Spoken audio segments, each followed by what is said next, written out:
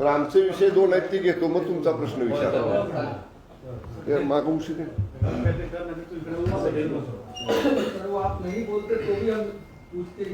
नहीं, मेरा पहला जो विषय है जिसके लिए बुलाया है प्रेस को, करूँ चालू?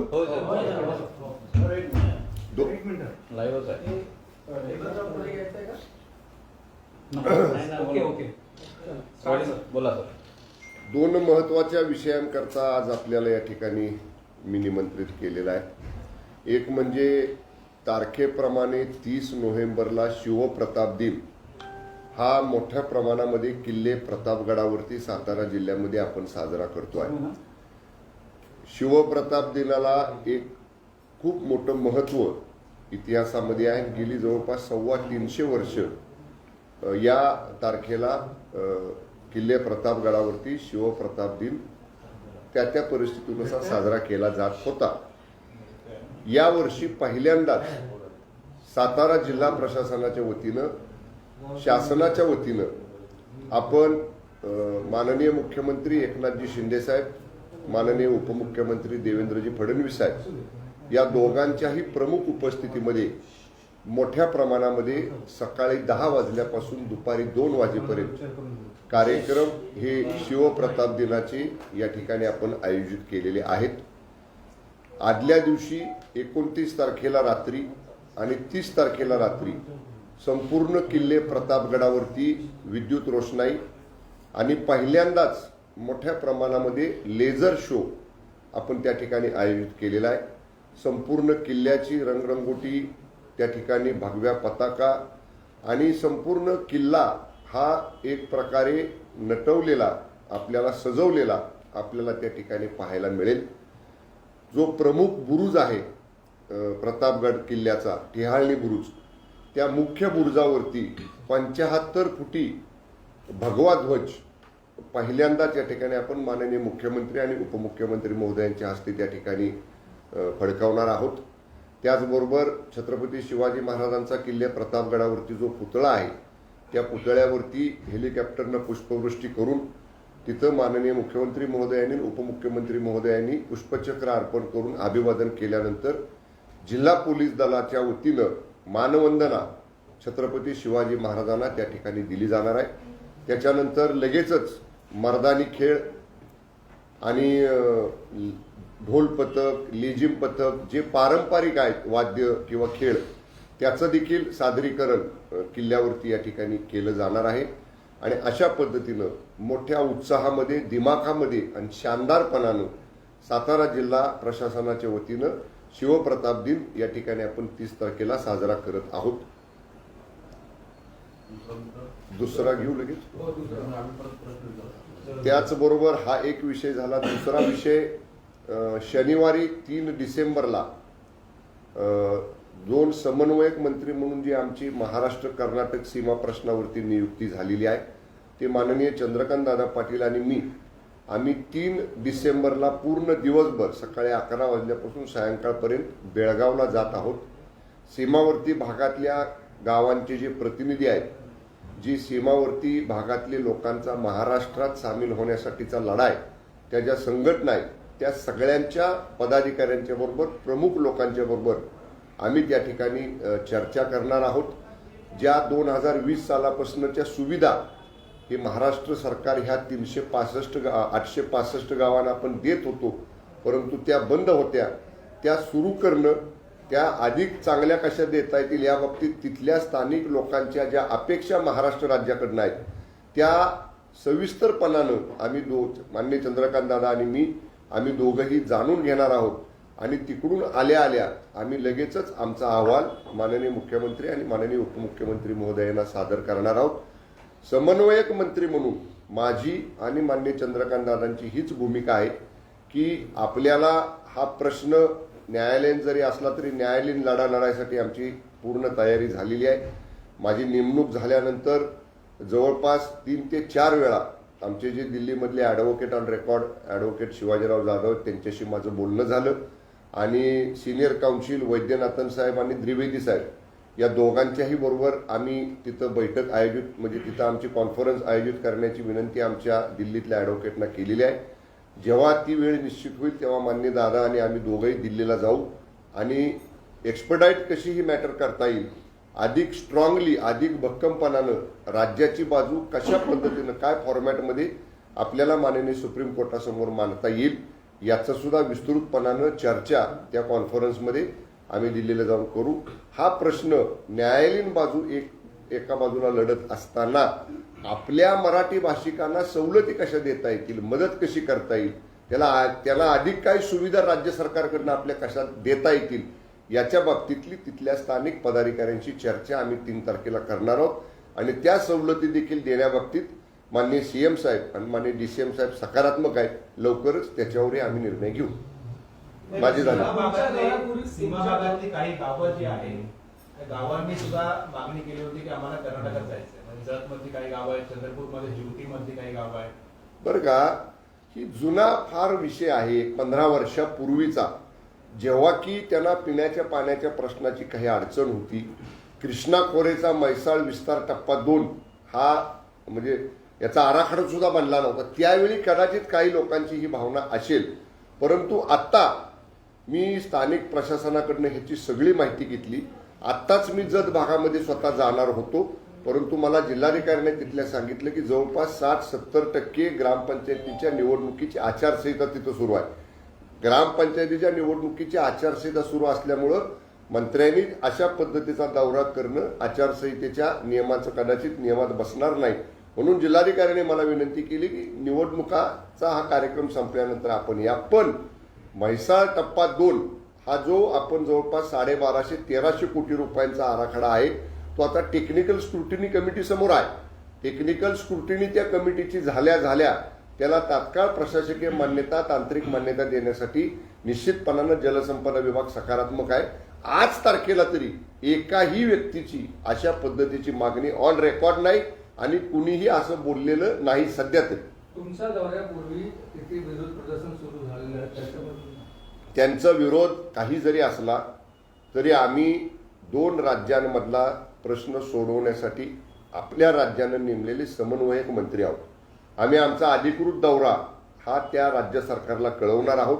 त्या राज्य सरकारची ही जबाबदारी आहे की शेजारच्या राज्याचे मंत्री त्यांच्या मराठी भाषिक लोकांना भेटण्यासाठी त्यांच्याशी चर्चा करण्यासाठी येत असताना राजशिष्टाचार, प्रोटोकॉल, सुरक्षा व्यवस्था ही करण्याची त्यांची जबाबदारी आहे. पण त्यांनी काही जरी केलं, कसे जरी वागले तरी सुद्धा राज्याच्या हितासाठी आम्ही 2 मंत्री जात आहोत.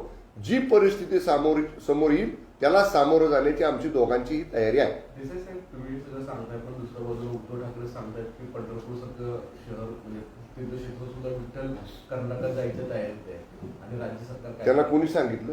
औरंगाबादमध्ये नाही, पण त्यांना हे कुणी सांगितलं की पंढरपूर चाललंय कर्नाटकमध्ये म्हणून? मला एक गोष्ट सांगायची आहे. माननीय उद्धव साहेब 3-1 वर्षानंतर आता मातोश्रीमधनं बाहेर पडलेत. आता पहिल्यांदा ते बुलढाण्यामध्ये गेले.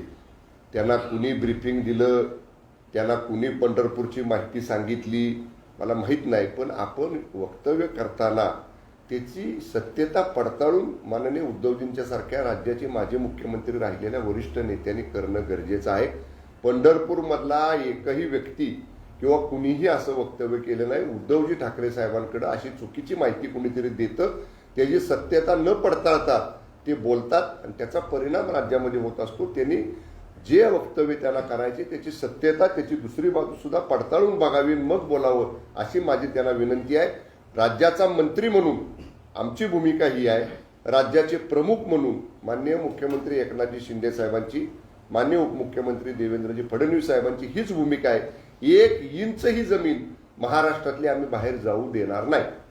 सीमा भागातली काही गावं आहेत त्या गावांमध्ये कर्नाटक म्हणजे जी गावं महाराष्ट्रात आहेत पण कर्नाटक सरकार त्यांना काही सुविधा पुरवतं, जसं रेशनिंग असेल किंवा शाळा असतील, पाण्याच्या योजना असतील. त्या संदर्भात महाराष्ट्र काय करणार आहे का की बाबा कर्नाटकने त्या योजना देणं बंद करावं, महाराष्ट्र सरकार त्यांना सर्व याला जोडून की 30 मराठी शाळांचा तिथला जो प्रस्ताव आहे तो अजूनही प्रलंबित? यावर्षी बघा, आता जेव्हा हायपॉवर कमिटीची बैठक झाली महाराष्ट्र कर्नाटक सीमा प्रश्नासाठी पुनर्गठित केलेल्या, ती बैठक झाल्या सीएम डीसीएम साहेबांनी निर्णय घेतला की तातडीचा 10 कोटी रुपयांचा निधी राज्य सरकारनं ह्या सीमावर्ती भागातल्या विकासाकरता किंवा अशा सवलती देण्याकरता मंजूर केलेला आहे. सीएम साहेबांनी, माननीय सीएम साहेब एकनाथजी शिंदे साहेबांनी हे सुद्धा सांगितलेलं आहे, ह्याच्यात वाढ करावी लागली तर समन्वयक मंत्र्याने अभ्यास करून त्याचा अहवाल द्यावा. जेवढा लागेल निधी तेवढा आपल्या मराठी भाषिकांच्यासाठी आपण देऊ.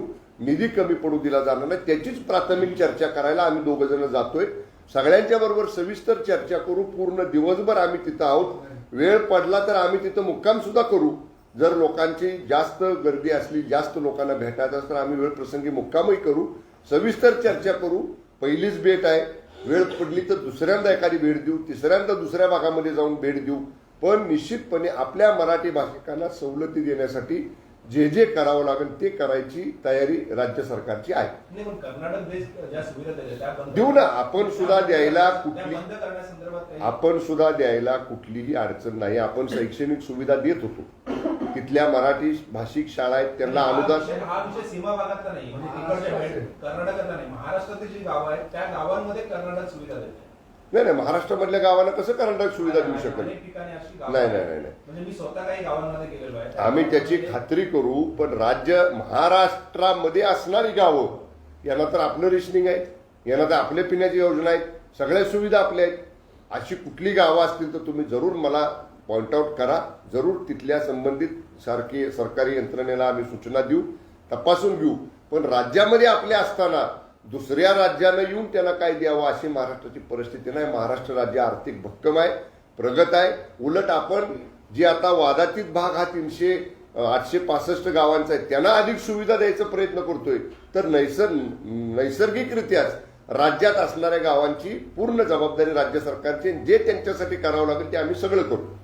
तर एकीकडे प्रतापगडावरती आपण छत्रपतींच्या सन्मानार्थी इतका मोठा दिमागदार सोहळा घेत आहे, परंतु राज्याचे राज्यपाल त्यांच्याबाबत जे वक्तव्य करतायत त्याच्या विरोधात इतका रोष व्यक्त होतोय, त्या ठिकाणी आंदोलनं होत आहेत. स्वतः उदयनराजे हे सुद्धा आज प्रेस कॉन्फरन्समध्ये भावूक झाले, परंतु कुठली कारवाई किंवा एखादं त्यांच्याकडनं अपलोदी अशा पद्धतीचं काही दिसत नाही. आम्ही बरं का माननीय मुख्यमंत्री महोदयांनी, माननीय उपमुख्यमंत्री महोदयांनी, आम्ही सर्व मंत्री महोदयांनी, राज्यातल्या सर्व पक्षीय नेत्यांनी राज्यपालांनी केलेलं वक्तव्य चुकीचं आहे, त्याचं कुणीही समर्थन करणार नाही ही स्पष्ट भूमिका आम्ही घेतलेली आहे. आम्ही त्याच्याबद्दल तीव्र नाराजी सुद्धा व्यक्त केलेली आहे. माध्यमांच्या समोर केलेली आहे, उघडपणानं केलेली आहे, भाषणांमधनं केलेली आहे.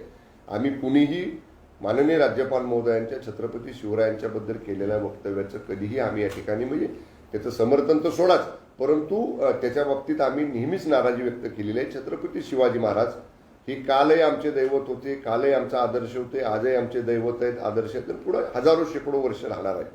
माननीय राज्यपाल महोदयांनीच आता राज्यामध्ये झालेला एवढा मोठा त्यांच्या वक्तव्यावरनं उठलेला गदारोळ पाहता त्यांनीच आता याच्यामध्ये सुधारणा करणं आणि त्या बाबतीत त्यांचं स्पष्टपणानं जे मत आहे ते म्हणजे या बाबतीतलं बोलणं आता हेच उचित ठरेल.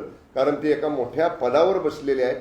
राज्यपाल पदाच्या खुर्चीवर बसलेल्या व्यक्तींनी ज्या राज्यामध्ये आपण राज्यपाल म्हणून केंद्राचे प्रतिनिधी आहोत त्या राज्याचं असणारं दैवत, त्या राज्याचं असणारं श्रद्धास्थान त्यांच्याबद्दल बोलताना माननीय राज्यपाल महोदयांनी काळजी घ्यायला पाहिजे होती, ही असं माझं मत आहे. आज राज्यपाल पदमुक्त होणार अशा पण बातम्या आहेत, त्या अनुषंगाने मी मगाशी याच्या बाबतीत फोनवरती प्रवासात असताना बोललेलो आहे की जोपर्यंत राज्यपाल भवनकडनं किंवा माननीय राज्यपालांच्या कार्यालयाकडनं किंवा स्वतः माननीय राज्यपालांच्याकडनं याच्यावर अधिकृत भाष्य येत नाही तोपर्यंत मंत्रिपदावर असणाऱ्या आमच्यासारख्या व्यक्तींनी त्याच्यावर बोलणं योग्य होणार नाही. तुम्ही कर्नाटकाला जाणार सीमावाद प्रकरणी, पण संजय राऊत 30 तारखेला जाणार आहेत कर्नाटकात, पण त्यांचं प्रकरण वेगळं आहे, कोर्ट प्रकरण आहे. पण ते म्हणतात की मी नेहमीच सीमा प्रश्नावर आक्रमक नाही, तिथे जाऊन जर बलिदान द्यायची जरी वेळ आली तर मी तयार आहे. चांगली गोष्ट आहे ना. महाराष्ट्रासाठी बलिदान देण्याची भाषा खासदार संजय राऊत करत असतील तर त्याच्यात म्हणजे वेगळं काय, त्यांचं बलिदान जाऊ नये. कारण शेवटी राज्य सरकार समर्थ आहे, राज्याचे मुख्यमंत्री समर्थ आहेत, राज्याचे उपमुख्यमंत्री समर्थ आहेत, नेमलेले 2 समन्वयक मंत्री समर्थ आहेत. आम्ही हा प्रश्न समन्वयानं सोडवण्यासाठी न्यायालयीन लढा असेल तर तो न्यायालयीन बाजूने सोडवण्यासाठी तोपर्यंत या 865 गावांना सुविधा मदत सर्व करण्यासाठी आम्ही कार्यक्षम आहोत, आम्ही सक्षम आहोत. संजय राऊत साहेबांना बलिदान देण्याची वेळ येणार नाही. ते बलिदान देण्यासाठी जात नाहीत, ते कोर्टाची प्रक्रिया पूर्ण करण्यासाठी जात आहेत. त्याला वळण लावतायत ते असं सर हिंदी में जानना चाहेंगे कि आप और पहिले चंद्रकांत दादा की हाँ तो जा रहे हैं सांगितलं ना शिवप्रताप देवी अच्छा अच्छा हाँ कैसे मनाया जाएगा और कर्नाटक अभी 30 नवंबर ये दिन शिव प्रताप दिन के तौर से किले प्रतापगढ़ जिला सातारा में बहुत बड़े तरफ से बहुत दिमागदार तरफ से हम लोग साजरा कर रहे हैं। वहाँ किले प्रतापगढ़ पर 2 दिन एक दिन पहले और उसी दिन पूरे किले को विद्युत रोशनाई की जाएगी। पहले बार वहाँ लेजर शो का आयोजन हम लोग ने किया है। वो लेजर शो एक दिन पहले और शिव प्रताप दिन के दिन 30 तारीख को वहाँ पे रात में रहेगा। वहाँ पे हम लोग जो मेन बुरुज है किले का टिहालनी बुरुज, वहाँ पर 75 फीट का लंबा भगवा ध्वज माननीय शिंदे साहब और माननीय फडणवीस साहब के हाथों से लहरा रहे हैं। उसके बाद छत्रपति शिवाजी महाराज का जो स्टैच्यू उधर है उसको हम मानवंदना देंगे। पहली बार सातारा जिला पुलिस दल की तरफ से छत्रपति शिवाजी महाराज को मानवंदना दी जाएगी। वहाँ पे मर्दानी खेल, वहाँ पे ढोल लेजिम पतक ऐसे सारे मर्दानी खेल वहाँ पे होंगे और सुबह 10:30 बजे से 11 बजे से 2 बजे तक ये सब कार्यक्रम वहाँ पे होंगे। पहली बार शिव प्रताप दिन के लिए महाराष्ट्र के मुख्यमंत्री और महाराष्ट्र के उप मुख्यमंत्री किले प्रतापगढ़ पर आ रहे हैं। वो डिस्ट्रिक्ट का गार्डन मिनिस्टर होने के कारण मैंने उसकी बहुत बड़े तरफ से तैयारियां की है और वो दिमागदार फंक्शन 30 तारीख को किले रायगढ़ पे होगा, किले प्रतापगढ़ पे होगा। कर्नाटक जा रहे हैं, क्या करेंगे वहाँ? कर्नाटक और महाराष्ट्र के सीमा इशू में जो कोऑर्डिनेटर मिनिस्टर की अपॉइंटमेंट की है ऑनरेबल श्री चंद्रकांत दादा पाटिल और मैं, हम दोनों को ये जिम्मेदारी माननीय शिंदे साहब ने और फडणवीस साहब ने दी है। हम दोनों 3 तारीख को 3 दिसंबर को वहाँ सवेरे 11 बजे से शाम रात लेट नाइट तक बेलगांव में हम लोग जाएंगे। जो ऑर्गेनाइजेशंस सीमा भाग के हमारे मराठी भाषिक लोगों के लिए काम कर रही है वो सब उनके सब लोगों से हम मिलेंगे।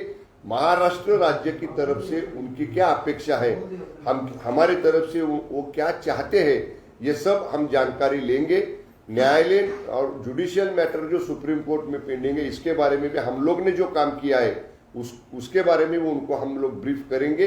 उनके अगर कोई सजेशंस रहेंगे तो वो सजेशंस में हम लोग ध्यान में लेंगे और वहां जाके उन लोगों को रिलीफ देने के लिए, ज्यादा सहूलतियां देने के लिए उनके साथ हम लोग पहला डिस्कशन 3 दिसंबर को वहां जाके करेंगे। लेकिन आपके जाने के पहले ही वहाँ विवाद शुरू हो गया है, प्रदर्शन शुरू हो गया है कि महाराष्ट्र के किसी भी मंत्री को या नेता को घुसने नहीं देंगे, लोकल जो करना नहीं, उनको जो करना है वो कर सकते हैं, लेकिन ये प्रोटोकॉल है 2 स्टेट के बीच में जैसे जो रिलेशंस रहते हैं, स्टेट के बाउंड्रीज के इशू बहुत सारे स्टेट में है, लेकिन जब उनके भी कोई मंत्री महाराष्ट्र में आते हैं तो हम लोग उनको जो भी सहूलतियां है, जो भी प्रोटेक्शन है, जो भी स्टेट प्रोटोकॉल है वो हम लोग देते हैं।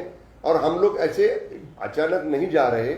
माननीय चंद्रकांत दादाजी का और मेरा साथ में ऑफिशियल टूर प्रोग्राम हमारे स्टेट गवर्नमेंट तरफ से हम कर्नाटक स्टेट गवर्नमेंट को देंगे। हम कहाँ जाने वाले हैं, किससे मिलने वाले हैं, कहाँ मीटिंग करने वाले हैं, ये सब बताएंगे। इतना हमारी तरफ से पहले इंटीमेशन देने के बाद भी अगर कर्नाटक गवर्नमेंट सहूलतियां नहीं प्रोवाइड करती है, प्रोटेक्शन सुरक्षा नहीं प्रोवाइड करती है, तो हम लोग की सब तैयारी है।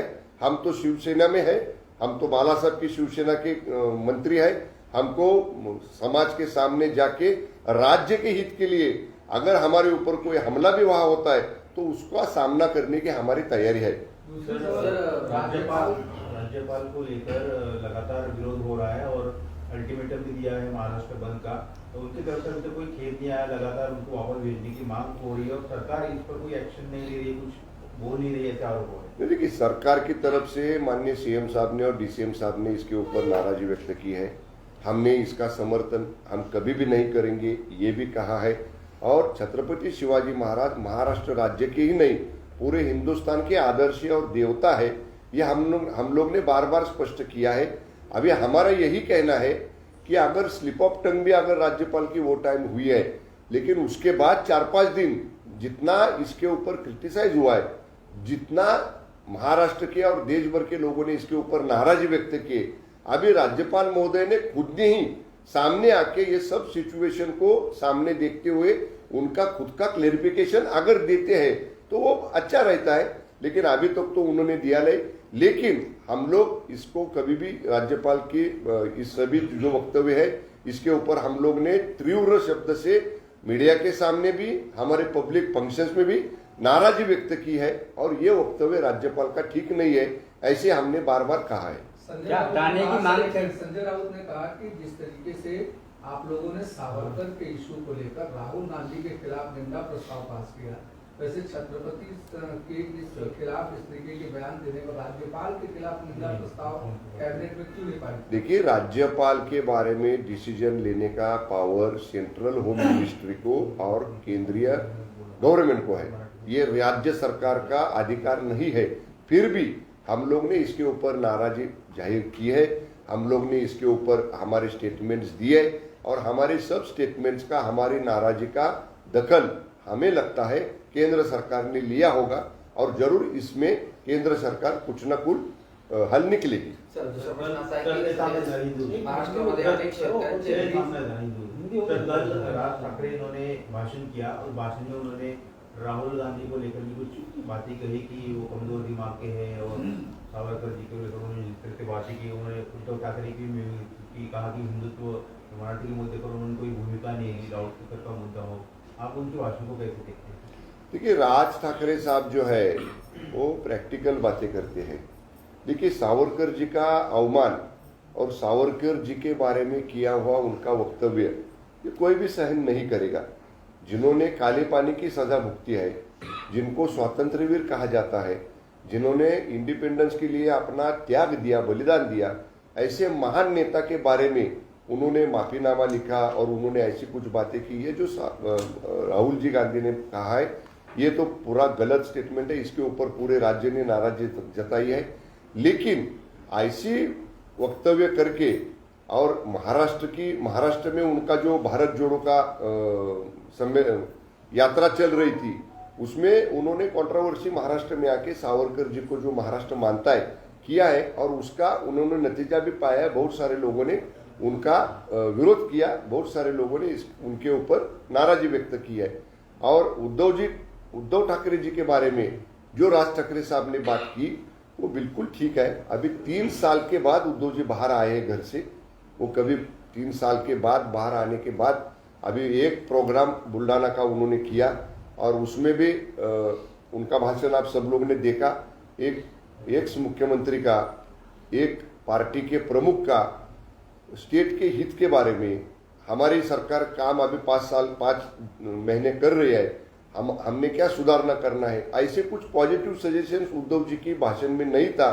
खाली टीका करना, क्रिटिसाइज करना, और जो हमने कदम उठाया है शिंदे साहब के नेतृत्व में, उसको जो भारी भरकम समर्थन महाराष्ट्र में मिल रहा है, 50 आमदार, 13 खासदार, 14 राज्य के राज्य प्रभारी, इतना बड़ा समर्थन मिलता हुआ देख के उसके बाद उद्धव जी का अभी ये हो गया है, वो हल गए हैं, और इसके लिए वो ऐसी किसी की नकल करके, किसी की मिमिक्री करके ऐसा कोई बात करते हैं। लाउड स्पीकर की बात कही थी राज ठाकरे ने कि लाउड स्पीकर जो है वो अभी भी कई जगह पर बड़े आवाज में बड़ी उसमें अजान हो रही है, तो उसको लेकर पहले पुलिस भी जाए, और नहीं बात मानी तो फिर टेम्पो में बड़ी आवाज में लाउड स्पीकर पे हनुमान चालीसा बजाई। हम लोग ने, मैं पिछली सरकार में राज्य मंत्री होम का था, तभी भी हमने क्लियर डायरेक्शन सभी पुलिस यंत्रणा को दिया है।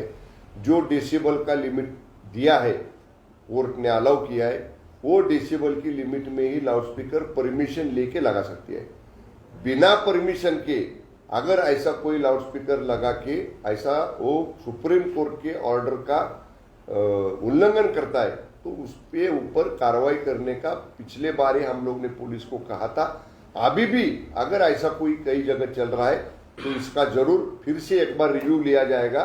माननीय गृह मंत्री श्री फडणवीस साहब के साथ मैं इसके बारे में बात करूंगा, और जो कोर्ट का डायरेक्शन है, जो कोर्ट ने नियम तय किया है, वो नियम में रह के, वो नियम के दायरे में रह के जो भी करना है वो करेंगे। उसका उल्लंघन जो भी करेगा उसके ऊपर कार्रवाई हो जाएगी। नहीं, अभी उद्धव जी और उनके नेता कह रहे हैं कि शिंदे सरकार अपने आप को खुद को हिंदुत्ववादी बता रही है, तो अब राज ठाकरे जो बांध कर रहे हैं वो उस पर अमल करके दिखाए, निकाल के दिखाए। जरूर करेंगे, क्यों नहीं करेंगे। लेकिन आपने किया क्या?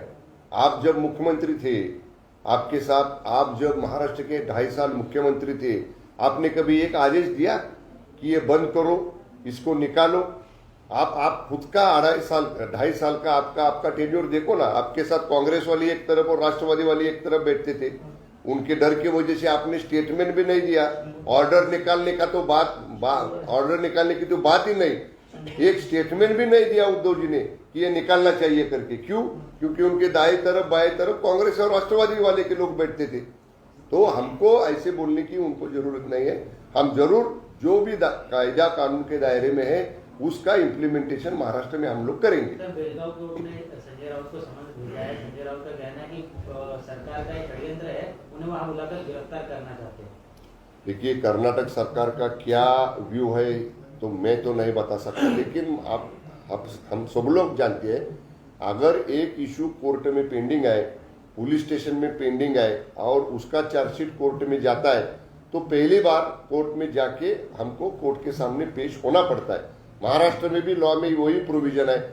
अगर उस प्रोविजन के हिसाब से वहां पे कोई अगर लीगल प्रोसीजर उनको फॉलो करनी है और पूर्ण लीगल फॉर्मेलिटीज पूरी करनी है तो उसका ये भाग हो सकता है। लेकिन इसमें डरने के लिए मैं मंत्री होने के बाद भी अभी मैं कह रहा हूँ कि अभी आपके प्रतिनिधि ने कहा कि महाराष्ट्र के 2 मंत्री उधर जाने के पहले वहां पे लोग कह रहे कि उनको नहीं आने देंगे। राज्य के हित के लिए हमारे ऊपर जो भी पथरावबाजी करे, कुछ भी करे, उसका सामना करने के लिए हम लोग तैयार है। वैसे ही लीगल प्रोसीजर है राउत साहब का, वो जाए कोर्ट में और लीगल प्रोसीजर करके आए। वो खुद को बड़ा बताना चाहते हैं कि मेरे को कोर्ट में बुला के मुझे फंसाना चाहते हैं, मुझे शहीद करना चाहते हैं, जो किसी के दिमाग में भी नहीं है। ऐसी बातें सामने लाके मैं कितना बड़ा हूं, मैं कितना मोटा हूं, ये खुद का बड़प्पन बताने की कोशिश संजय राउत कर रहे हैं। सर, हाच प्रश्न राज ठाकरे बरं, आता एकदा हिंदी संपवा, अवघड होतं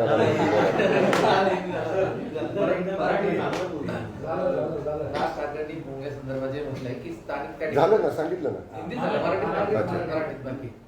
तर त्यावरती असं असेल तर स्थानिक पोलीस स्टेशनला याबाबत कळवा, नाही झालं तर मग आपल्या मनसे स्टाईलनी. बरं का, मी सुद्धा पाठीमागच्या वेळी गृह विभागाचा राज्यमंत्री होतो 2.5 वर्ष. त्यावेळी सुद्धा हा विषय पुढे आला होता. मशिदींच्या वरती बांग देताना किंवा मशिदींच्या वरती नमाज पडताना जे काही त्यांचे लाऊडस्पीकर लावले जातात त्याला डेसिबलची मर्यादा आमच्या पोलिसांनी घालून दिलेले कोर्टाच्या आदेशाप्रमाणे, आणि ती सुद्धा पूर्व परवानगी स्थानिक जे ठाणे प्रभारी आहेत पोलीस स्टेशनचे त्यांच्याकडनं पूर्व परवानगी घेतलेलेच करणे तिथं लावायला आपण अलाउड केलेले आहे. आता काय झालंय, त्याच्यानंतर बऱ्याच लोकांनी परवानग्या न घेता त्या पद्धतीनं स्पीकर लावले आणि मर्यादा दिलेल्या त्याच्यापेक्षा मोठ्या आवाजात हे केलं जातं, ही वस्तुस्थिती आहे. माननीय उपमुख्यमंत्री फडणवीस साहेबांच्या बरोबर मी याच्या बाबतीत चर्चा करेन, कारण आता तो विभाग माझ्याकडे नाही, माननीय उपमुख्यमंत्री महोदयांच्याकडे आहे.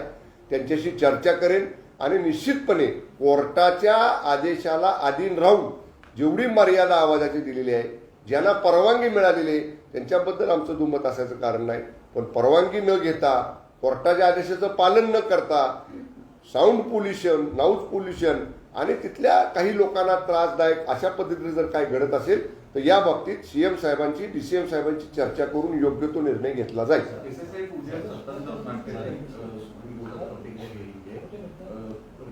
असं वाटतं कारण की न्यायव्यवस्थेमध्ये हा विषय गेले 3 ते 4 महिने झालं सुरू आहे. पोलिसांनी बाजू मांडल्या जात नाही.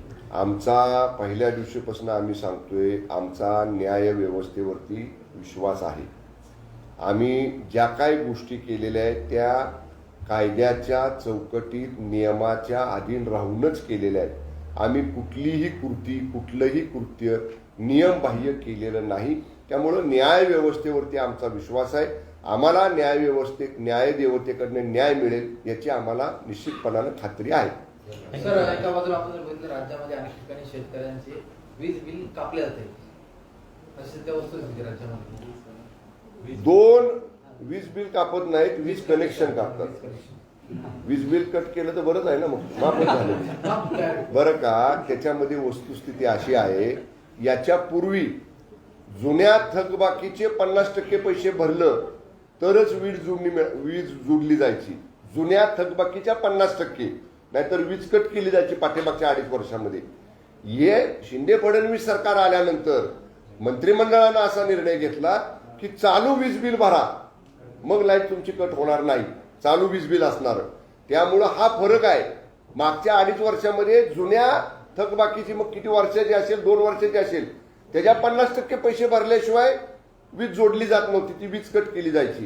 पण आता आपण निर्णय घेतला, थकबाकी किती जरी असली तरी चालू लाईट बिल, चालूचं लाईट बिल भरायचं. चालूचं लाईट बिल भरलं असलं तर वीज कनेक्शन कट करणार नाही. हा फरक आहे. ही भूमिका ह्या 2 सरकारमधल्या भूमिकेतला हा फरक आहे. त्यामुळं चालू बिल भरलं तर कोणाचीही लाईट कट केली जात नाही. एक शेवटचा प्रश्न. संजय राऊतांनी ट्विट करून असं सांगितलं की राज्यपालांचं जसंही पद ते स्वतः पदमुक्त होऊन पाहतात जाणार आहेत, असं जेव्हा बातमी आहे तेव्हा त्यांनी ट्विट केलं. ते म्हणाले की स्वतः आम्ही जेव्हा महाराष्ट्र बंदची हाक दिली त्यानंतर ही पळापळ सुरू झालेली आहे आणि आवाज फक्त शिवसेनेचा. राज्यपाल कार्यालयाकडनं माझ्या माहितीनुसार मी आता येताना पाहिलं, राज्यपाल कार्यालयाकडनं आताही स्पष्ट झालेले की राज्यपाल महोदयांनी अधिकृत कुठलीही भूमिका अजून सांगितलेली नाही. त्यामुळं संजय, मी मगाशी म्हणलं ना, स्वतःला खूप मोठं करून सांगण्याचा प्रयत्न संजय राऊत करतायत आणि स्वतःबरोबरच जी शिल्लक सेना राहिलेली आहे तिला सुद्धा स्वतःबरोबरच खूप मोठं करून सांगण्याचा प्रयत्न, केविलवाना प्रयत्न संजय राऊतांचा आहे. त्याचा महाराष्ट्रातल्या जनतेवर काहीही परिणाम होणार नाही. सर, तुमचा एक व्हिडिओ व्हायरल होतोय, सुप्रियाताई तुम्हाला कानात, तुमचा एक व्हिडिओ व्हायरल होतोय की ज्याच्यामध्ये सुप्रियाताई आणि तुम्ही काही बोलताय, फार मस्त मुखाने तुम्ही दोघे बोलताय, काही म्हणजे. काल आम्ही माननीय जयंत पाटील साहेबांच्या चिरंजीवांचं लग्न होतं. आम्ही सर्वच जण त्या लग्नामध्ये होतो आणि लग्नातून वधूवरांना शुभेच्छा देऊन परत निघताना माननीय सुप्रियाताईंची माझी भेट झाली. माझी जुनी ओळख आहे, आमचे चांगले मैत्रीचे संबंध आहेत, कौटुंबिक संबंध आहेत. ताईंनी खाली खुशाली विचारली, काम कसं चाललंय, विभागाचं काम तुमच्या खात्याचं कसं चाललंय, कुठं राहता, तर B4ला राहतो मी सांगितलं. तेव्हा त्या म्हटले की पवारसाहेब विरोधी पक्ष नेते असताना आम्ही सुद्धा ह्याच बंगल्यात राहिलेलो आहे, तर मी त्यांना चहाला यायचं आमंत्रण दिलेलं. अशा खेळीमिळीत आमची चर्चा झाली. राजकीय गप्पा म्हणजे हे सांगितलं, एवढं सगळं बोललेलो आपण. ह्याच्यापेक्षा काय, आमचे कौटुंबिक पवार घराण्या, पवार कुटुंबांच्या बरोबर, मान्य पवार साहेबांच्या बरोबर, मान्य दादांच्या बरोबर, मान्य ताईंच्या बरोबर, मान्य रोहित दादांच्या बरोबर, सगळ्यांच्या बरोबर माझे कौटुंबिक संबंध आहेत. पक्ष वेगळा आमचा असला, राजकीय विचार वेगळे असले तरी कौटुंबिक संबंध आहेत. कालच्या चर्चेमध्ये B4 जिथं आपण आता बसलो, या बंगल्याचा विषय, तुम्ही कुठं राहता ताईंनी मला विचारलं. म्हणलं B4ला आहे. तर म्हणले अरे वा, साहेब विरोधी पक्ष नेते असताना आम्ही राहिलेलो आहे इथं. तर म्हणलं ताई मुंबईत असताना मग एकदा चहाला या घरी. अशी खेळीमेळी चर्चा झाली आमची. ओके, राजकीय चर्चा झाली नाही.